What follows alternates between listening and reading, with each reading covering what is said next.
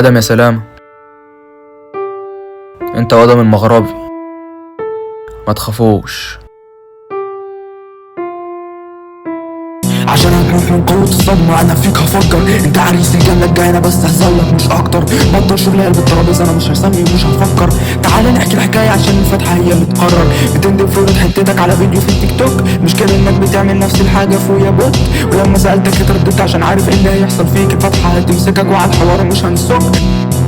انا قلت لك اي حد يغلط عايزك تمسكه تنيكو. بلسانك اعترفت انك غلبان اصحى يا ريكو. للامانه محدش غلبان في الزمن ده. تخيل معايا وانا ماسكك والناس بتقول لي سيبه. الغلط مش بيسيبه، الواد جدع ما بيغلطش. ده كلامي عليك قبل الموضوع فما تحورش. ما تخلينيش اتكلم عن حركاتك في التصوير واخد صوره وهو مفنس اكنه بيشخ.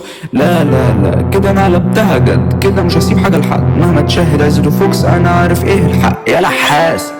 لو كدبت هطلع الشات انسى اني هحلك بلاها. مش عايز منك اي حاجة فكك من فيديوهاتك. رحت اسرقت محمد عند بيته وقلت له صورني معاك اهو. يا عم الاهل مين ده؟ هو متخانق معاه من يومين عشان التليفون. الغبي منزل فيديو فاكر انه بيندب في الناس وفي الحقيقة هو بيندب نفسه. فعلا الهبل ببلاش يا دود. واوعى تكت تاني من الدروس ورحت تصور التصوير بعد كده هيكون بفلوس. سبحان الله الاتنين اسمهم ادم المغربي. شكله مكانش بيحضر البتلات عشان مستواه اصلا مجاش. همسكك يا جزار واديك المستشفى عشان بعد كده هعمل لك حالة انعاش. الجزار ودربكة الجزء اللي مازال بيملوا بعض في البتلات بيخشوا مسكنات.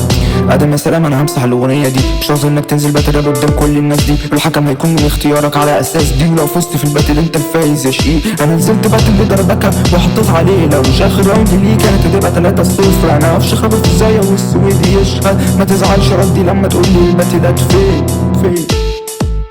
عزت وفوكس ما يعرفوش الحقيقة. زي ما قلت لك انزل لي باتل الاغنية دي هتتمسح. مش عارف يعني ايه باتل؟ اسأل اي حد عندك السويدي اي حد. ويا دربكة امسك نفسك كده اهدى على نفسك.